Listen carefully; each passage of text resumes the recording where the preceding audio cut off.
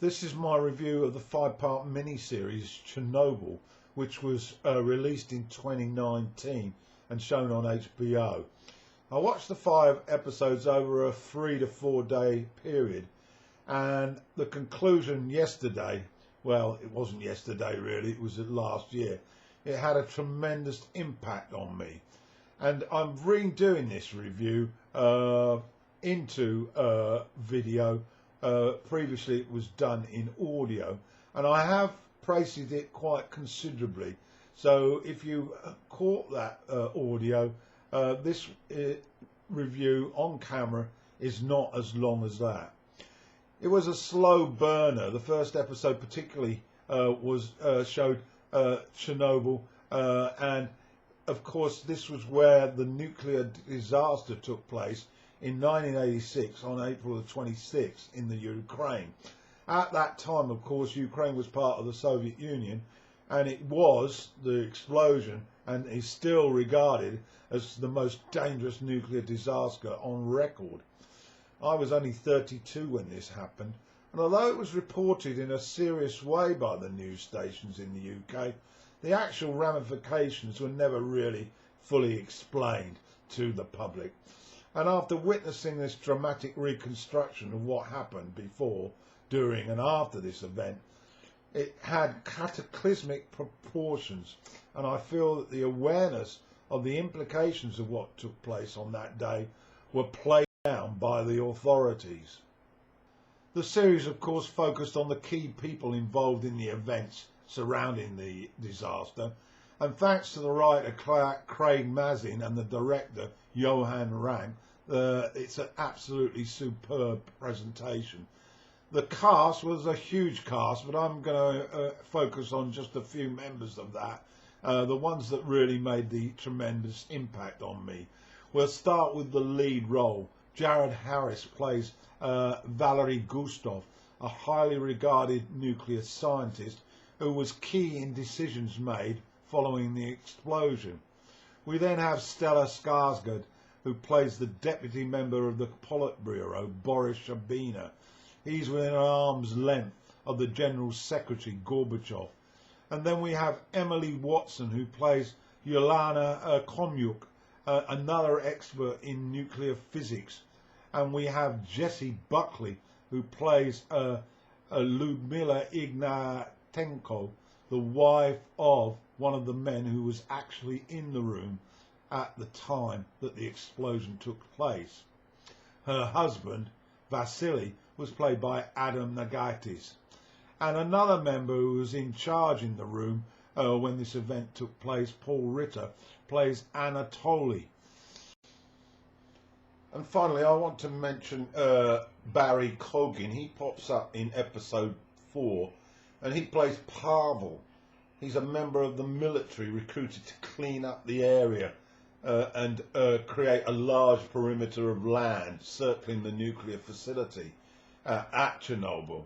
And he was designated to actually carry out the awful job of burying humans that had died in the area and rounding up animals and killing them and burying them, and burial involved concrete cement being laid on top of the corpses to prevent the spread of the radiation sickness.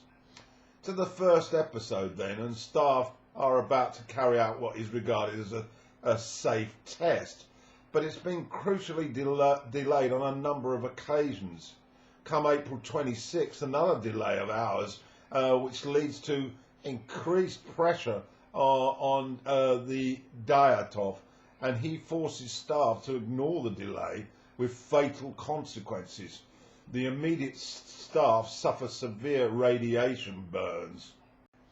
The explosion's catastrophic. Within hours, Shabina informs Gorbachev that graphite has erupted onto the roof of the reactor, and the reactor is emitting huge quantities of radiation into the atmosphere, and that the graphite must be cleared from the roof. Then the reactor core can be sealed with concrete Well, that's the idea anyway. The risks are enormous. A helicopter is brought, but it's unable to hold the weight of the concrete, and the possible leaks into the water supply are also of serious issue, and the nearby river, of course, could be contaminated. Weather factors such as wind also presented huge problems, precipitating even more danger to all in Eastern Europe, with devastating consequences. The politics within the Soviet Union is an integral part of this drama. The pretense to the world news that the explosion was under control and a minor event with no serious risks involved. Emily Watson's character, Yelena Khomyak, a particularly striking character here. Her intervention catches up on the seriousness and urgency of the disaster. Heroic acts are also seen by firemen that result in death within hours. The reactor needs to be drained of heavy water, and volunteers are needed. A certain death sentence in exchange for hero worship by the party faithful, enabling a face saving to the rest of the watching world.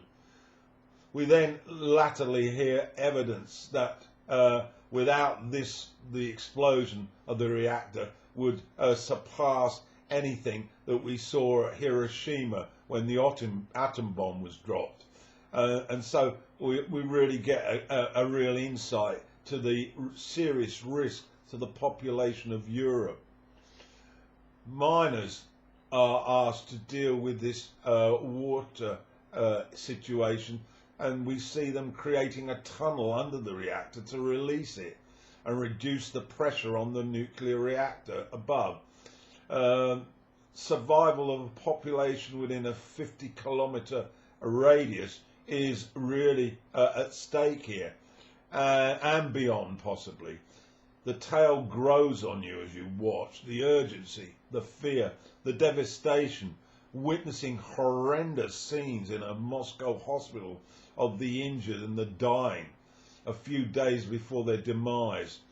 A hard watch it is indeed, and a taste of the relationship between Lily Miller and her husband Vasily is clear to see as she makes efforts to find him. She has good news. She's pregnant. He's hours from death. The direction is starkly tragic. As the series continues, the human tragedy mounts up as the radiation creeps up and on. And we also see this with regard to the woman as she approaches the birth of her child. Wildlife aren't spared either, and as the military hunts them down in this deserted housing complex, we see rookies as they go through the painstaking slaughter and then bury the dead. It's a really hard watch. Watson as Yelena is impressive, interviewing victims hours before they perish. The Politburo cover-up is laid out clearly. Politics and human error is a secret that the Soviet Union's Communist Party don't want to share with others. A sort of a kangaroo court scenario is highlighted. The three protagonists giving evidence which is doctored, censored for the world's consumption. Records disappear, a cover-up. And how many perished? Well, it's believed in excess of 100,000. But the Soviets claim 31, all of those in the control room. That's the face-saving part of it. So, with regard to the performances in this mini-series, Javier Harris, probably the best performance of his career. Stella Skarsgård, who's always been good, absolutely awesome. And Emily Watson, a woman that's had a number of 5-star performances. This is definitely worth a watch, and I suggest you get along and have a look at it now.